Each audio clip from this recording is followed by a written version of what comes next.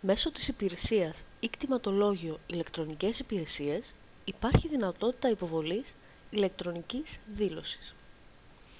Για να αποκτήσετε πρόσβαση, πρέπει πρώτα να δημιουργήσετε τον προσωπικό σας κωδικό. Η δημιουργία κωδικού γίνεται μέσω του συγκεκριμένου συνδέσμου. Το επιλέγουμε και στην οθόνη που εμφανίζεται επιλέγουμε «Εγγραφή νέου χρήστη». Εμφανίζονται οι όροι χρήσης, τους οποίους πρέπει να αποδεχτούμε αφού τους διαβάσουμε, πατώντας την αντίστοιχη επιλογή «Αποδέχομαι». Έτσι μπορούμε να προχωρήσουμε. Στη συνέχεια εισάγουμε όνομα χρήστη, συνθηματικό, επιβεβαίωση συνθηματικού, email, ερώτηση και απάντηση ασφαλείας, καθώς και τον κωδικό που εμφανίζεται στην παρακάτω εικόνα. Το όνομα χρήστη και το συνθηματικό πρέπει να είναι γραμμένα με λατινικούς χαρακτήρες χωρίς κενά.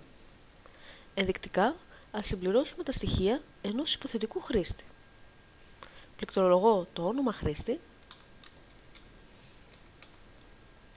το συνθηματικό, ακολουθώντας τους κανόνες ονοματολογίας που αναφέρονται παραπάνω, δηλαδή πρέπει να αποτελείται από τουλάχιστον 8 χαρακτήρες, εκ των οποίων τουλάχιστον ένας να είναι ειδικός, και να περιέχονται χαρακτήρες από 2 εκ των 3 ακόλουθων κατηγοριών: κεφαλαίους λατινικούς, πεζούς λατινικούς και ψηφία. Συμπληρώνω το συνθηματικό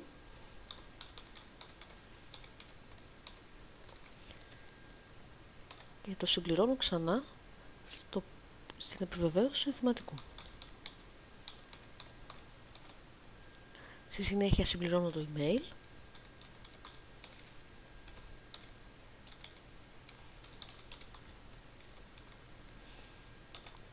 Στο επόμενο πεδίο συμπληρώνουμε μία ερώτηση ασφαλείας, η οποία θα μας βοηθήσει να αποκτήσουμε νέο συνθηματικό σε περίπτωση που το ξεχάσουμε.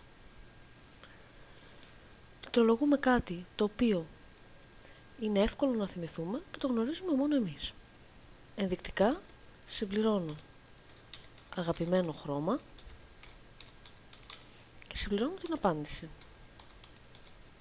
Στη συνέχεια πληκτρολογούμε τον κωδικό που εμφανίζεται στην παρακάτω εικόνα. Τέλος, επιλέγω δημιουργία χρήστη. Στην οθόνη που εμφανίζεται βλέπουμε ότι υπάρχει μήνυμα επιτυχούς δημιουργίας του λογαριασμού μας και ότι θα λάβουμε ένα email επιτυχής δημιουργίας. Στη συνέχεια επιλέγουμε εισαγωγή